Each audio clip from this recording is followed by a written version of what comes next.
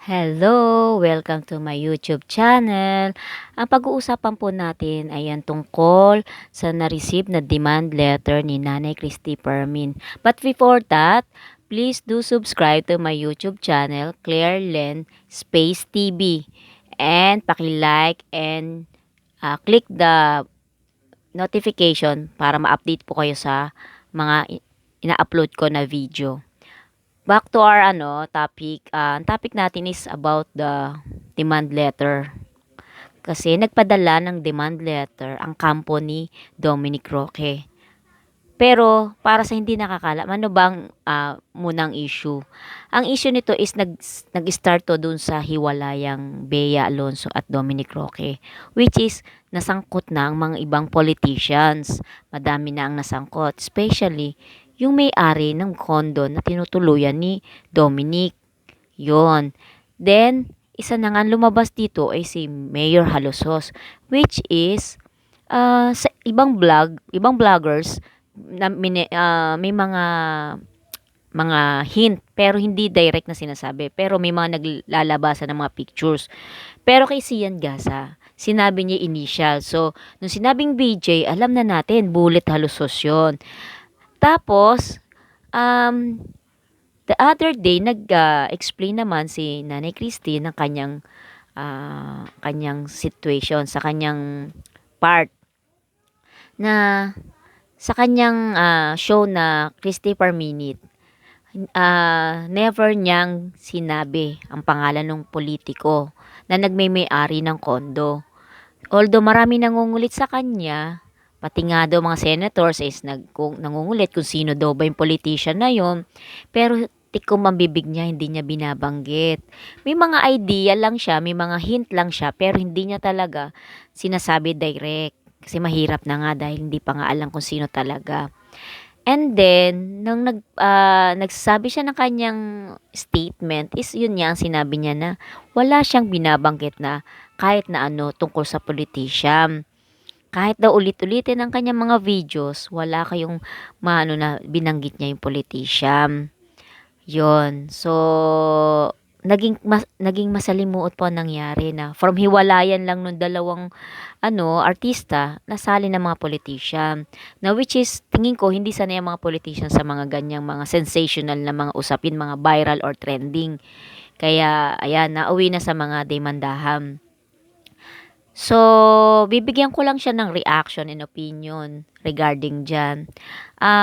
Honestly speaking po, hindi po ako fan ng ni Nanay Christy Permin. Pero napapanood ko ang kanyang show every afternoon. So, daily napapanood ko siya. Napasubaybayan ko yung topic nila is yung kay Bea Dom na hiwalayan issues. Tas nang pumutok na yung mga ganyan na may mga politician na involved. Pero hindi naman nila kasi kino-confirm na benefactor nga. Wala akong narinig na ito'y gay benefactor. Walang ganun. Nasangkot lang yung mga politician kasi naungkat na lang yung tungkol do sa kondo na nalaman hindi daw kay Dominic yun, which is totoo namang hindi talaga totoo. It's a fact, hindi siya chismis-chismis lang. So, ang opinion ko lang is I think pagka kasi public figure ka, open ka sa lahat ng sasabihin ng tao, open ka na mahalungkat, ultimo kalit-liitan lang na information sa'yo. Katulad niya na alam ko si Dominic Roque is tahimik lang, hindi masyadong maingay sa showbiz dahil hindi naman siya ganun ka-active na katulad ni Bea. Si Bea is talagang active na active sa pagka-artista. Si Dominic is pa model-model, tapos hindi siya laging aartista, ganon. So tahimik lang ang niya, personal life niya. Ngayon na lang siya naungkat kasi nga dahil do sa hiwalayan. So ito po ang masasabi ko is sa akin opinion ko lang to. Wala po akong pinapanigan Wala po akong pinapanigan. Pero, shout out po kay Nanay Christy Permin kung mapapanood niyo po yung aking vlog. Point of view ko to kasi daily ko siyang napapanood. Wala po talaga siyang minention na pangalan ng politician. Although, nanganak sa ibang vlogger yung topic, yung issue, pero hindi niya talaga binanggit ni mention niya yung mga taong involved at hindi niya sinasabing may gay benefactor. mga pinagdududahan lang nga nung iba pero hindi niya tinukoy na may gay benefactor.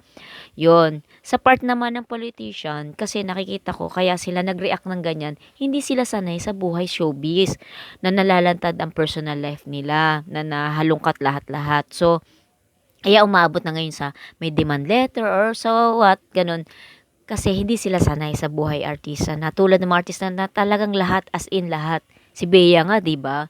Ang daming bashing na natatanggap kasi nanganak na nanganak, kesyo demanding si Bea sa kasal, ganun ganere. So hindi naman kaya ni ganito ni Dominic, which is hindi natin alam ang real score, hindi natin alam ang totoong dahilan kung bakit sila nagkahiwalay at kung ano ang kanilang naging plano sa pagpapakasal after ng engagement. So, para sa akin, alam ko mas mare-resolve 'to.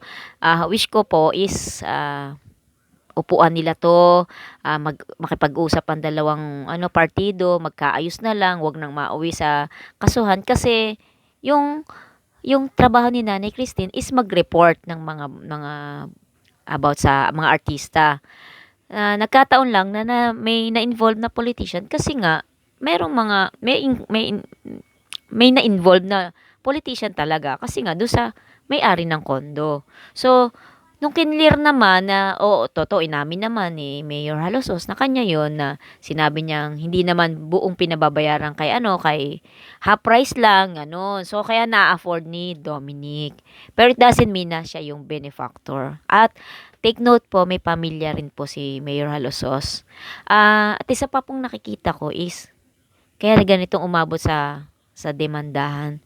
Baka I think isang factor din po 'yun kasi alam na alam naman po natin na si Nanay Christy Permin is TBJ Defenders. Nagkataon, alam niyo 'yun, na connect na hiwalay yung Dominic at saka Bea. Tapos may TBJ pa.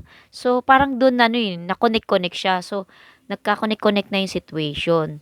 So parang si Nanay Christy Permin balita about Dominic and Bea. At the same time, isa siyang TBJ defender na ang involved sa kabilang panig naman is sila Mayor Halosos.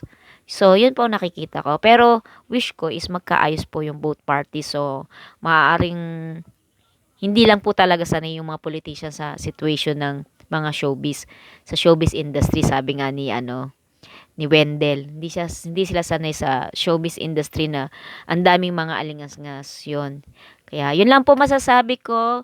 Sa susunod, meron pa po ulit akong opinion reaction sa ibang topic. Abangan nyo po yun. Meron po ako ulit panibagong topic. So, see you guys. Thank you for watching. Sa mga kalengling ko, thank you.